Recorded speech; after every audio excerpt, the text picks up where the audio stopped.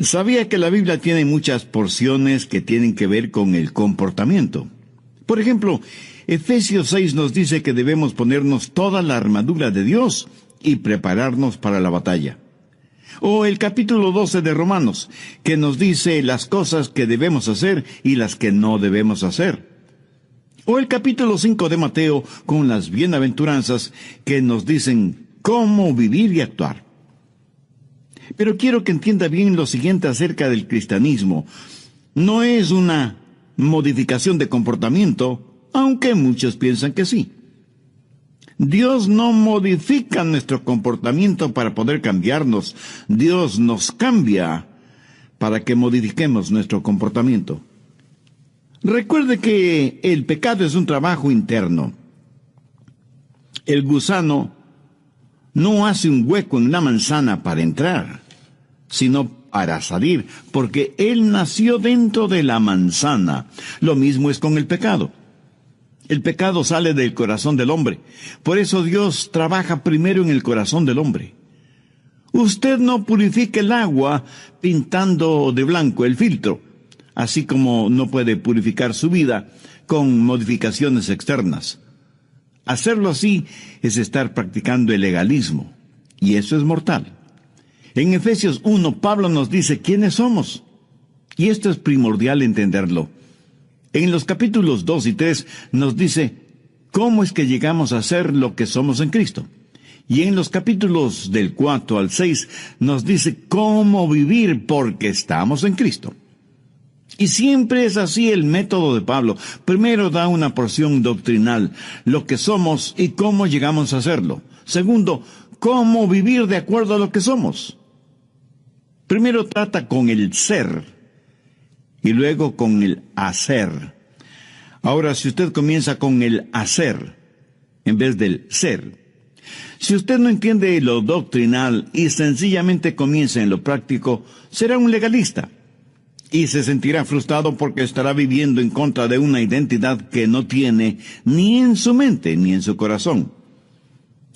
Jesús dijo que conoceríamos la verdad y que la verdad nos haría libres. O sea, es la verdad la que nos libera. Y la verdad es lo que Dios dice. Y la máxima verdad está encarnada en el Señor Jesucristo. Escúcheme. La verdad no puede liberarle hasta que la conozca. No importa cuán verdadera sea la verdad, no importa cuán maravillosas verdades hay en la Biblia, no habrá ninguna libertad hasta que usted conozca esas verdades. Usted debe conocer lo doctrinal antes que pueda llevarlo a la práctica.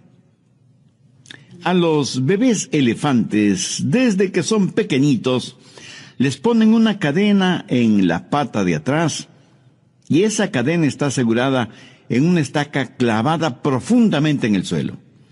El elefantito trata de liberarse de esa cadena y no puede. Lo trata infinidad de veces, pero la estaca que sostiene la cadena está bien segura en el suelo. Y con el paso del tiempo, el elefante sabe que no podrá zafarse de esa cadena. Y en los circos, usted ve a esos enormes elefantes sujetos por una cadena asegurada en una estaca que apenas está enterrada 15 centímetros en el suelo. El elefante con su tremenda fuerza podrá romper esa estaca como si fuera un palillo de dientes y liberarse, pero no lo hace. ¿Por qué? Porque en su mente recuerda que en el pasado trató miles y miles de veces de romper esa estaca, pero no pudo hacerlo. Así que ahora en el presente ni siquiera lo intenta. Lo que él cree no es la verdad. Piensa que esa estaca lo detendrá, lo cual no es cierto. ¿Sabe? La verdad que puede hacerle libre, o sea, sacar la estaca enterrada en el suelo, pero no sabe que podría sacarla sin mayor esfuerzo, y vive encadenado, en vez de vivir como lo que realmente es. Vive de acuerdo a una percepción errónea, y es esa percepción la que en realidad lo mantiene encadenado. Muchos cristianos no entienden la verdad. No saben lo que son en Cristo. Nunca han entendido su propia imagen. No saben lo que tienen en Cristo, por lo tanto no conocen la verdadera libertad. Han bloqueado sus mentes espiritualmente y se dicen, ay, no puedo hacerlo, no puedo liberarme, no puedo tener éxito, estoy encadenado a este hábito, estoy encadenado al fracaso y al limitado conocimiento. Mi amigo, eso no es verdad. Pero si creemos que lo que creemos es verdad, terminará siendo verdad en nosotros. Muchos cirujanos especializados en cosmetología plástica dicen que muchos de sus clientes, aún después de una exitosa cirugía plástica, se ven a sí mismos deformes físicamente. Voy a compartir con usted 3 cosas para que tenga una positiva autoimagen, para que comprenda lo que Dios dice acerca de usted. Esto le dará una saludable autoimagen y hará resaltar en usted la verdadera humildad. Primero, reconozca su justicia. Efesios 1:1. Pablo, apóstol de Jesucristo por la voluntad de Dios, a los santos y fieles en Cristo Jesús que están en Éfeso. Si usted está en Jesucristo, si le ha recibido como su Salvador en forma personal, si ha sido bautizado por el Espíritu Santo y pertenece al cuerpo de Cristo, si usted se ha arrepentido de sus pecados y por fe ha confiado en Jesús, usted, mi amigo, mi amiga, ya es salvo. Y no solo eso, usted es un santo, aunque usted no lo crea. La jerarquía de la Iglesia romana escoge a ciertos individuos, hombres y mujeres, que han logrado ciertas cosas en sus vidas religiosas y los canoniza. O sea, los declaran santos y santas. Escuche, nadie me puede hacer un santo, porque ya lo soy. Usted está escuchando a San Adrián. Y no le estoy diciendo con arrogancia o por vanidad, sino porque es verdad. Y no lo digo yo, la palabra de Dios lo dice. Y si usted es ya salvo, usted también es un santo o una santa. Hay 2 clases de personas, las que son santas y las que no lo son. Y usted y yo, o somos lo uno o somos lo otro. Ahora, ¿qué significa la palabra santo? Pablo llama a todos los creyentes en Éfeso santos. Significa una persona la cual Dios ha justificado y la ha apartado para sí mismo. Y alguien me dirá, el pastor Rogers, yo no soy tan santo. Escuche, o se es santo o no se es. Nadie puede ser medio salvo o medio santo. El ser medio salvo es estar totalmente perdido. Otros, tratando de aparentar humildad, dirán, yo no creo que debo llamarme un santo. Permítame decirle lo que la humildad es. Humildad es aceptar lo que Dios dice acerca de usted. Y Dios dice que si usted es un santo, usted es un santo, ¿no le parece? Hay personas que son muy difíciles de guiarles a Cristo porque no creen y menos aceptan lo que Dios dice, no acerca de su condición de pecadores, sino también acerca de su santidad cuando ya son salvos. Algunos cristianos no quieren llamarse santos porque dicen, no son lo suficientemente buenos. Escúcheme, Cristo murió por usted. Y si usted, por ser salvo, es uno de los santos, ¿qué derecho tiene usted de decir que no es bueno? Otros dicen, no soy lo que debo ser.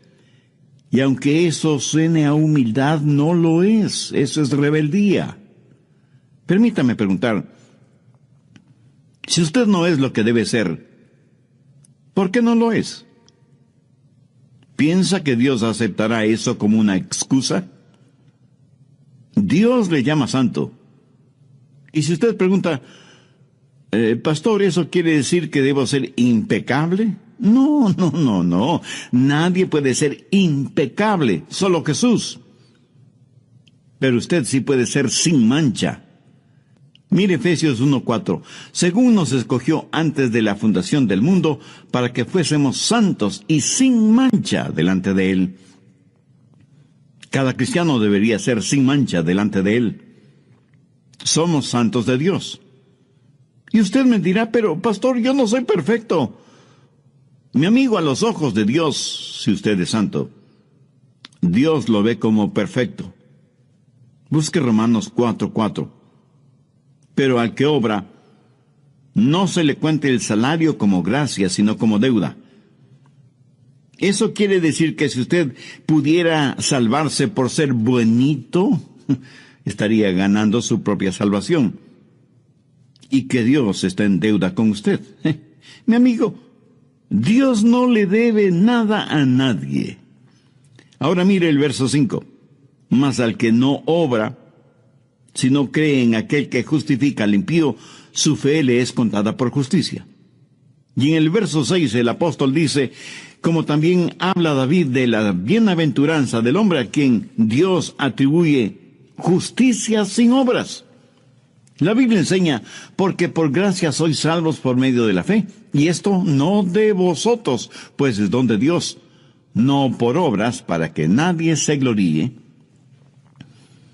Cuando confío en Jesús, el momento que entrego mi corazón a Cristo, en ese mismo instante soy justificado delante de Dios. Soy un santo. Y alguien me preguntará, ¿y qué si vuelvo a pecar? Mi amigo, ¿qué quiere decir con eso? Si vuelvo a pecar. Por supuesto que usted volverá a pecar. Todos pecamos. No hay ni una sola persona entre los miles y miles que me escuchan que no haya pecado. Pastor, cuando uno peca después de ser salvo, pierde la salvación.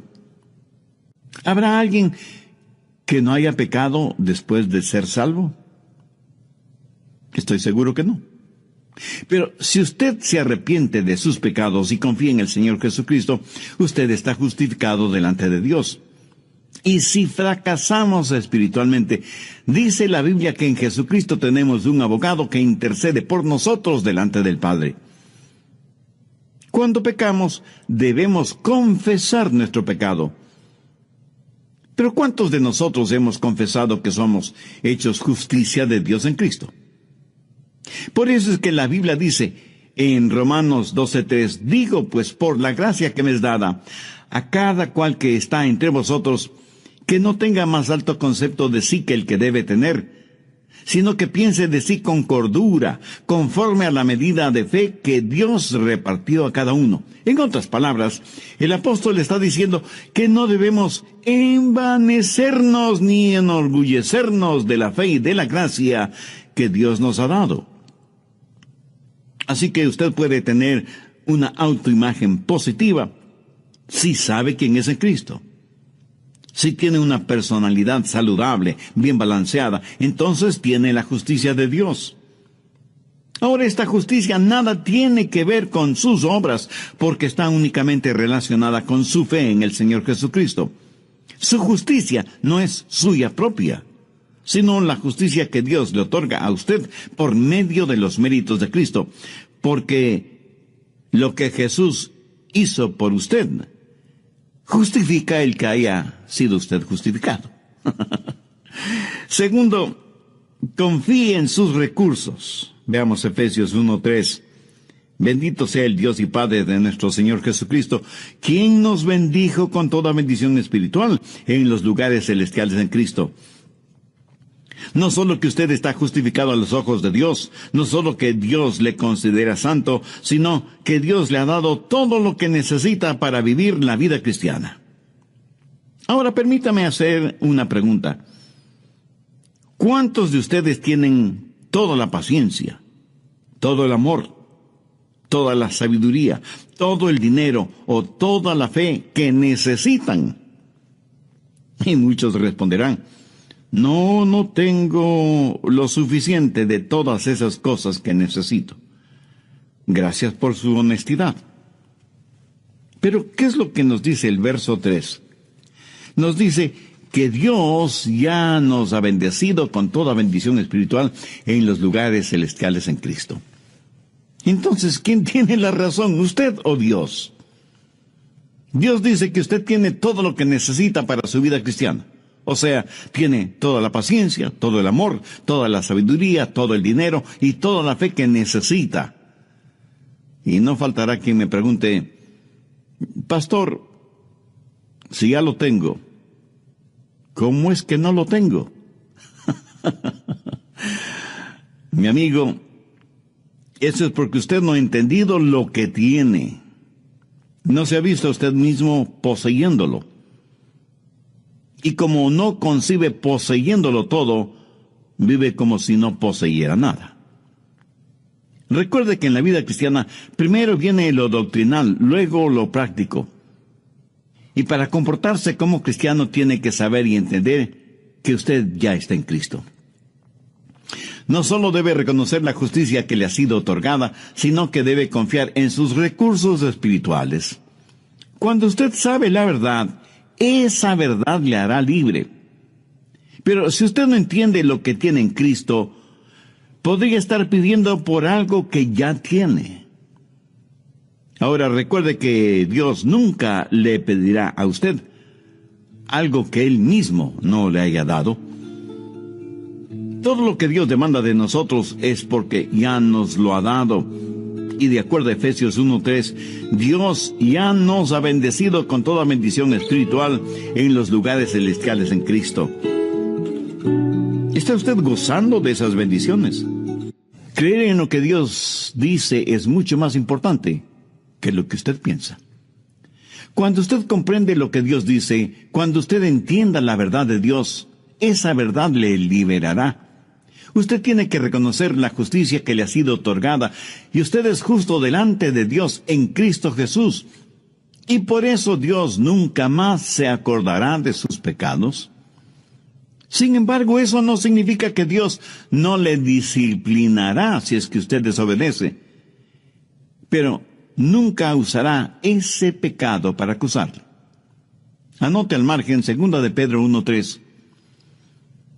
Como todas las cosas que pertenecen a la vida y a la piedad, nos han sido dadas por su divino poder mediante el conocimiento de aquel que nos llamó por su gloria y excelencia.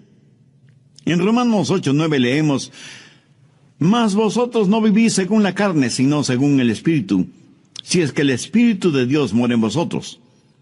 Y si alguien no tiene el Espíritu de Cristo, no es de él». Todos tenemos el Espíritu Santo en nosotros si es que somos salvos, y es por medio de Él que Jesús vive en nosotros. Si Cristo no está en nosotros, entonces no somos salvos.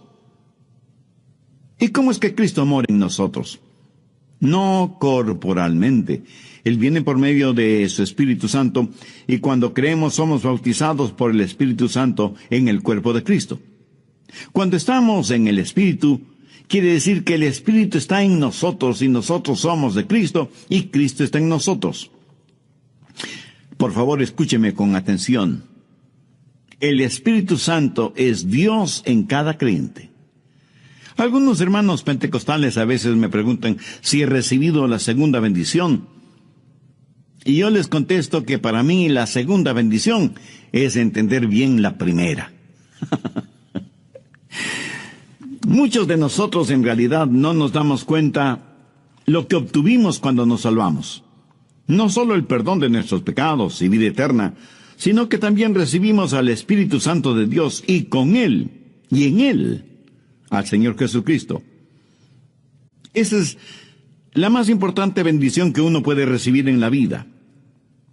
Cuando yo recibí esa bendición, mis ojos espirituales fueron abiertos y aprendí que Él me había bendecido con toda bendición espiritual en Jesucristo. Cuando usted se salvó, cuando nació de nuevo, le fueron dadas todas las bendiciones de Dios. Dios no nos da de su Santo Espíritu por etapas. Pablo lo asegura al decir, bendito sea el Dios y Padre de nuestro Señor Jesucristo, quien nos bendijo con toda bendición espiritual en los lugares celestiales en Cristo. Y el apóstol Pedro en su segunda epístola, el capítulo 1, verso 3 dice, como todas las cosas que pertenecen a la vida y a la piedad nos han sido dadas por su divino poder. ¿Cómo lo obtenemos? Mediante el conocimiento de aquel que nos ha llamado para su gloria y excelencia. O sea, nos ha dado todo lo que necesitamos para vivir la vida cristiana. Usted no necesita nada más, pero tampoco nada menos. Por eso la Biblia dice en Juan 8:32, y conoceréis la verdad, y la verdad os hará libres. Cuando usted entiende quién es en Cristo y reconoce que ha sido justificado, Dios le llama santo. Cuando confía en los recursos con que Dios ya le ha bendecido, entonces la segunda bendición es el descubrir todo lo que le ha sido dada en la primera bendición. Y el resto de su vida lo pasará descubriendo todo lo que obtuvo desde el mismo momento en que pasó de muerte a vida. O sea, todo lo que recibió desde el instante en que aceptó a Cristo como su Salvador. ¿Qué más podría necesitar? Dios ya no nos bendijo con toda bendición espiritual en los lugares celestiales en Cristo. Tercero, descanse en su relación. Busque Efesios 1:6. Para alabanza de la gloria de su gracia, con la cual nos hizo aceptos en el amado. Su relación es una de aceptación. No solo en que usted ha aceptado a Cristo, sino que Él le ha aceptado a usted. Mire esa frase, en el amado. Es una referencia directa al Señor Jesucristo. Por lo tanto, lo que es cierto acerca del Señor Jesucristo es también cierto acerca de usted. Cuando el Padre desde el cielo miró a su Hijo siendo bautizado, dijo, este es mi Hijo amado en quien tengo complacencia. Si usted está en Cristo, es aceptado en Él por el Padre. La razón por la que muchos no tienen una positiva autoimagen es porque tienen una personalidad distorsionada por un sentimiento de rechazo. Algunas veces se le llama complejo de inferioridad. ¿Por qué tenemos esa clase de sentimientos? Bueno, porque es parte de nuestra naturaleza adánica. Cuando Adán pecó, su pecado causó rechazo por parte de Dios. ¿Qué sucedió con Adán y Eva después que pecaron? Tuvieron que salir del jardín del Edén, fueron rechazados. Vivimos en este mundo con esa innata sensación de rechazo y la mayor parte de nuestra vida la pasamos buscando aceptación. Queremos ser aceptados, pero nos volvemos orgullosos. Tratamos de hacer cosas y nos esclavizamos a ellas. Vivimos por lo que otros piensan. Vivimos de acuerdo a lo que la mayoría impone, aunque sea negativo y ofensivo delante de Dios. Definitivamente nos importa más la opinión que los hombres tengan de nosotros que la opinión de Dios. ¿Por qué los jóvenes dejan una buena casa en donde tienen rica comida, buena ropa, abundante agua para bañarse, una agradable cama y el amor de sus padres? ¿Por qué se van de sus casas para vivir en comunidad con otros jóvenes desordenados, sin bañarse, sin cambiarse de ropa, comiendo solamente alimentos enlatados y durmiendo en colchones sucios en donde seguramente han dormido muchos otros jóvenes sanos y enfermos? ¿Por qué lo hacen? Sencillamente porque se sienten aceptados. Porque asisten masivamente a los conciertos de rock pesado. Y no me digan que es porque les gusta la música. Eso es puro cuento. Eso podrá ser cualquier cosa menos música. Ellos pueden pensar que les gusta, pueden ser adictos a esa clase de ruido, pero eso no es natural. Eso solo significa que sus oídos y sus gustos musicales están atrofiados. Lo mismo sucede con el licor y con los cigarrillos. Cuando comienzan a beber o a fumar, se enferman, pero siguen bebiendo y fumando hasta que se vuelven adictos. Cuando los jóvenes van a esos conciertos, van no tanto por la música, sino por el sentido de aceptación, por saber que pertenecen al grupo, quieren ser parte de algo, porque tienen la idea de que sus padres no les aman, se sienten rechazados y por eso buscan un hogar extraño, falso, artificial, en donde aprenderán todo lo malo y rechazarán todo lo bueno. Y para ser aceptados, deben vestirse de cierta manera. Los supermercaderes transnacionales dicen que para ser aceptados hay que usar cierta pasta para dientes, cierta moda de ropa, cierto estilo de peinado y hasta cierta forma de hablar. Si no cumplimos con esos parámetros, seremos rechazados. Muchos que se dicen creyentes tienen esta necesidad de aceptación. Aún después de ser salvos, fracasan en entender que ya son aceptados en el amado. Y muchos creyentes se vuelven legalistas y hacen esfuerzos sobrehumanos para ser aceptados y para que Dios les ame. Y piensan, si voy a la iglesia más frecuentemente, o si doy más dinero en las ofrendas, o si oro más intensamente, o si estudio la Biblia, o si memorizo un buen número de versículos, tal vez logre que Dios me ame y me acepte. Mi amigo, mi amiga, eso es trágico. ¿No le parece? Escúcheme, Dios ya le ha aceptado. Así que deje de hacer tanto esfuerzo. Dios en su infinita gracia ya le ha aceptado.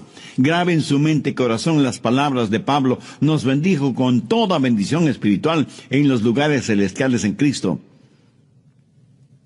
Dios no le cambia para poder amarle, es todo lo contrario. Dios le ama para poder cambiarle. ¿Lo entiende? De hecho, Él le amó a usted antes de que usted fuera salvo. En Romanos 5:8 el apóstol Pablo dice, mas Dios muestra su amor para con nosotros en que siendo aún pecadores, Cristo murió por nosotros. Pero debemos entender que aunque Dios ama al pecador, de ninguna manera lo acepta si es que ese pecador no se ha arrepentido de sus pecados. Pero cuando se arrepiente y recibe a Cristo en su corazón por fe, entonces por la gracia de Dios, el pecador es aceptado porque ya está en el amado. En el Antiguo Testamento se relata la historia de Mefiboset, hijo de Jonatán y nieto del rey Saúl. David y Jonatán habían hecho un pacto de sangre basado en el amor que se tenían para tener comunión mutua, pelear las batallas del uno y del otro y compartir todo cuanto tenían. Este pacto cubría también a los hijos. Y Jonatán tuvo un hijo, Mefiboset, que era heredero al trono si es que su padre, Jonatán, heredaba el trono de Saúl, rey de Israel, padre de Jonatán y abuelo de Mefiboset. Pero Saúl y Jonatán murieron, y David fue ungido como rey de Israel. Por el temor de que David como rey quisiera eliminar cualquier vestigio de la descendencia de Saúl, una comadrona tomó al pequeño Mefiboset para ocultarlo, pero al correr con el niño en sus brazos tropezó y cayó, y las piernas de Mefiboset se fracturaron, y él quedó lisiado para toda la vida. La mujer llevó al niño hasta un pequeño pueblito llamado Lodebar, en donde Mefiboset creció temiendo y odiando a David. ¿Por qué? Porque nada sabía acerca del rey David. No sabía que David le amaba.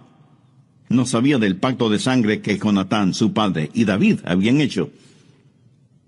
Y la causa de la rebelión de Mefiboset en contra de David era el resultado de creer mentiras acerca de David. Ignoraba la verdad. Debido al pacto entre David y Jonatán, él, Mefiboset, era amado por David.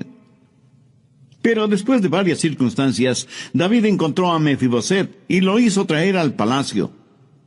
Frente a David, Mefiboset puso su rostro en el suelo, pensando que David lo mataría ahí mismo.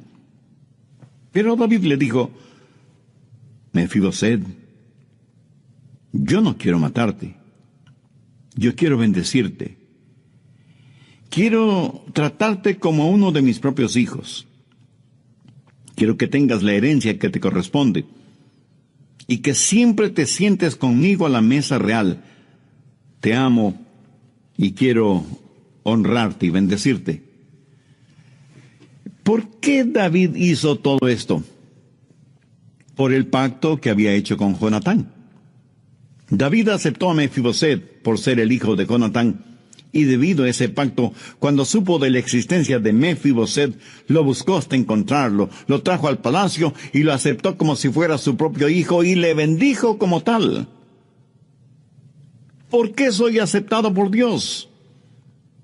No porque yo sea alguien especial.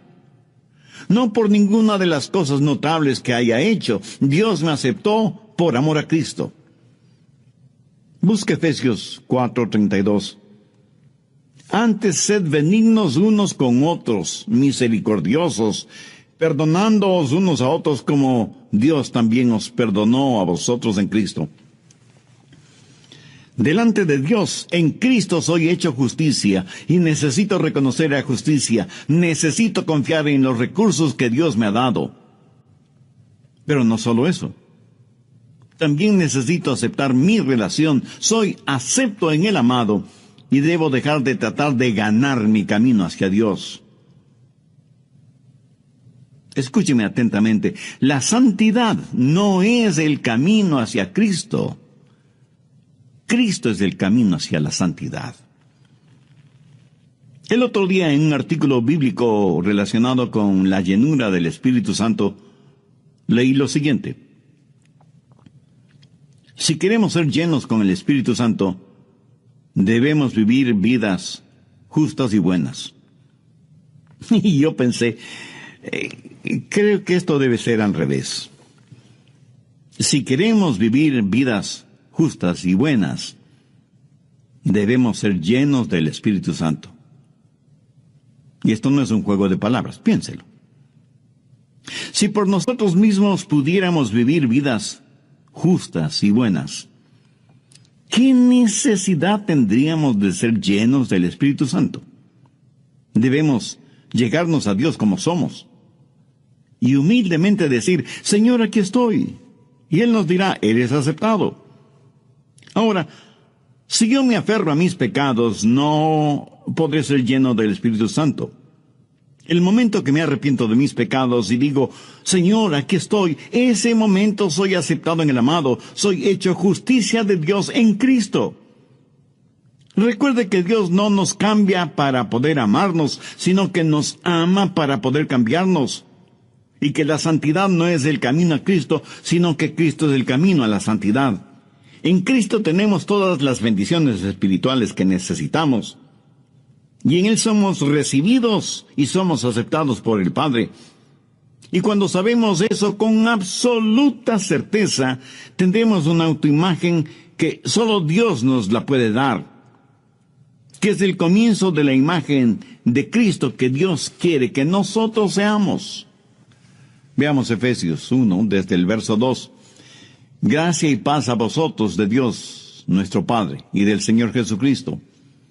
Bendito sea el Dios y Padre de nuestro Señor Jesucristo, que nos bendijo con toda bendición espiritual en los lugares celestiales en Cristo, según nos escogió en Él antes de la fundación del mundo, para que fuésemos santos y sin mancha delante de Él.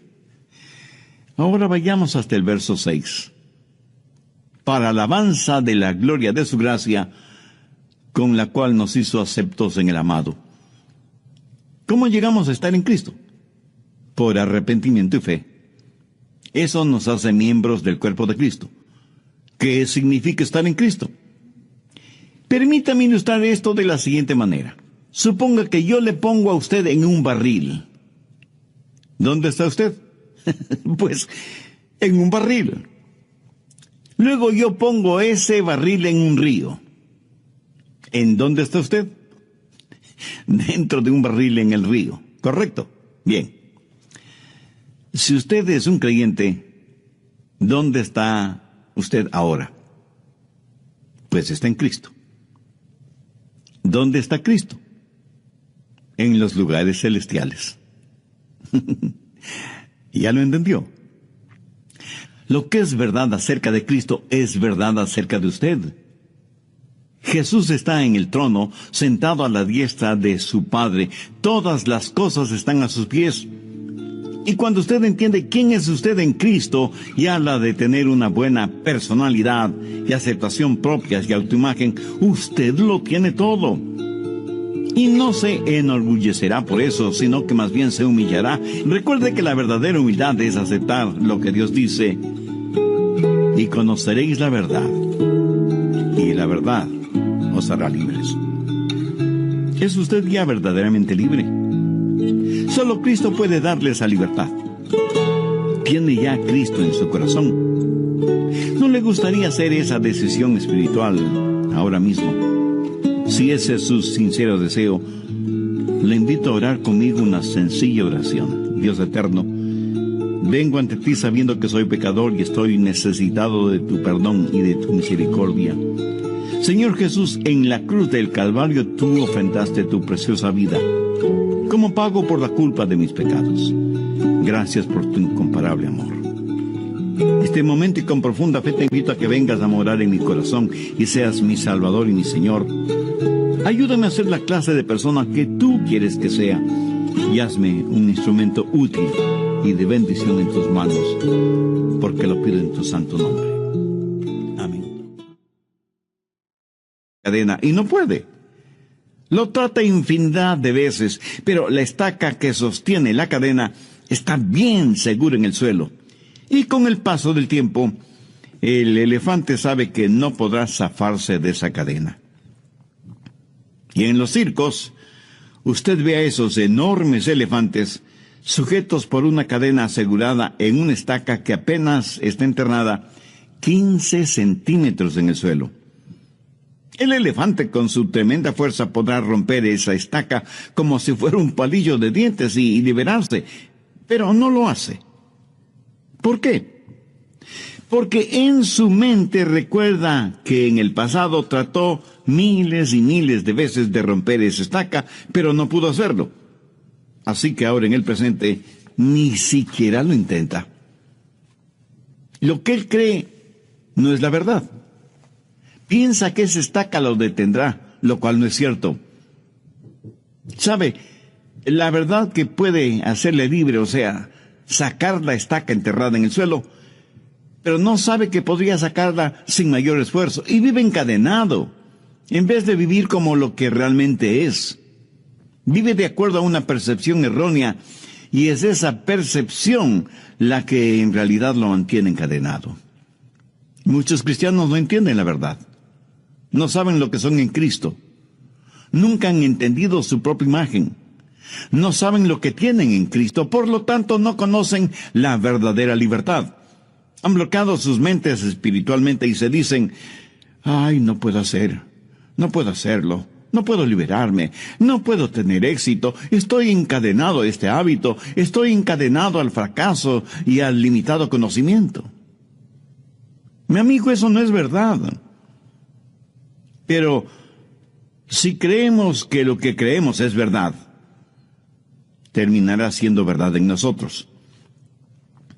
Muchos cirujanos especializados en cosmetología plástica dicen que muchos de sus clientes, aún después de una exitosa cirugía plástica, se ven a sí mismos deformes físicamente.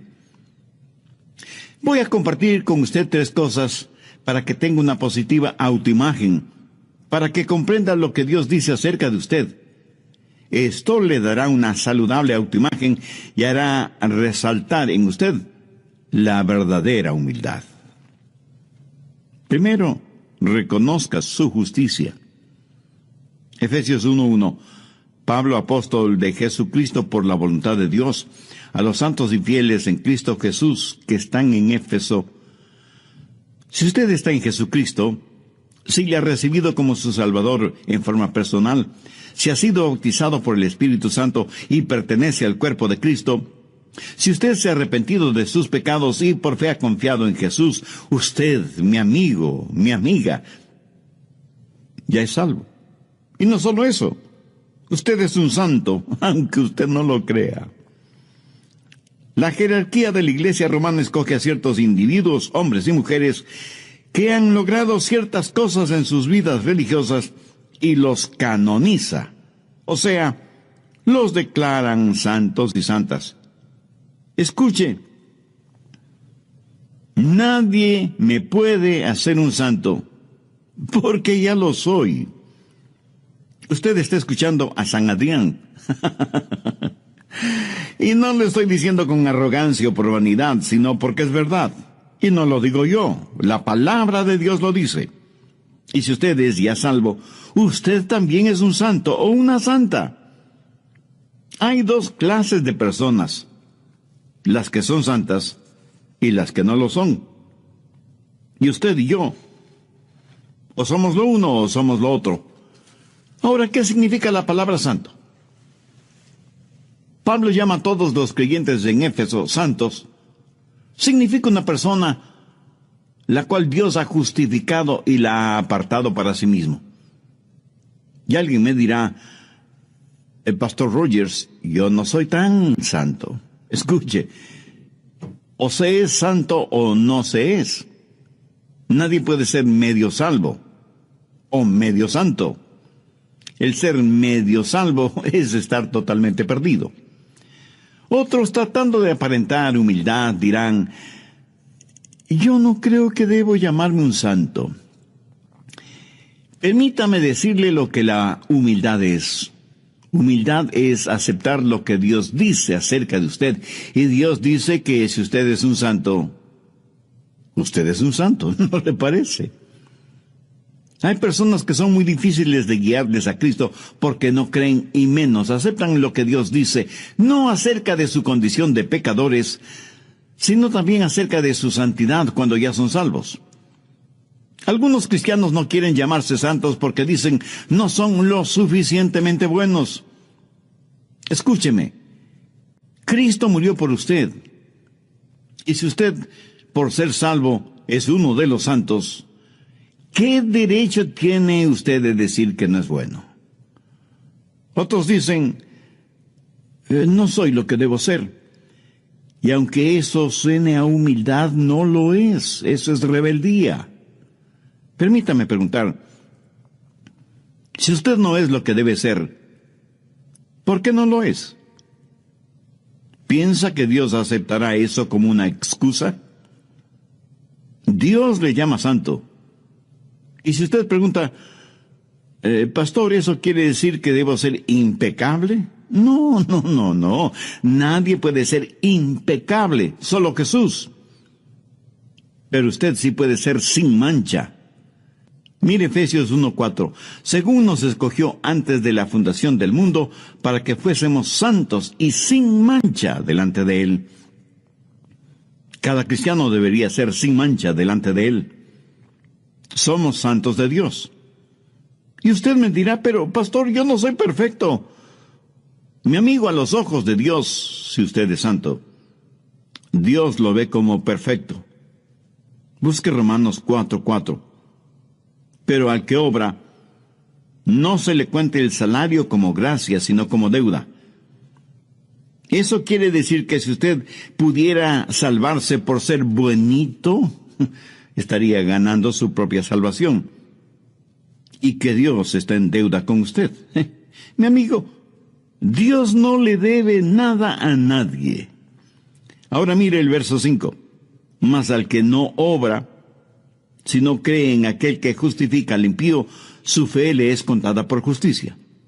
Y en el verso 6 el apóstol dice, como también habla David de la bienaventuranza del hombre a quien Dios atribuye justicia sin obras. La Biblia enseña, porque por gracia sois salvos por medio de la fe, y esto no de vosotros, pues es don de Dios, no por obras, para que nadie se gloríe. Cuando confío en Jesús, el momento que entrego mi corazón a Cristo, en ese mismo instante soy justificado delante de Dios. Soy un santo. Y alguien me preguntará, ¿y qué si vuelvo a pecar? Mi amigo, ¿qué quiere decir con eso, si vuelvo a pecar? Por supuesto que usted volverá a pecar. Todos pecamos. No hay ni una sola persona entre los miles y miles que me escuchan que no haya pecado. Pastor, cuando uno peca después de ser salvo, pierde la salvación. ¿Habrá alguien que no haya pecado después de ser salvo? Estoy seguro que no.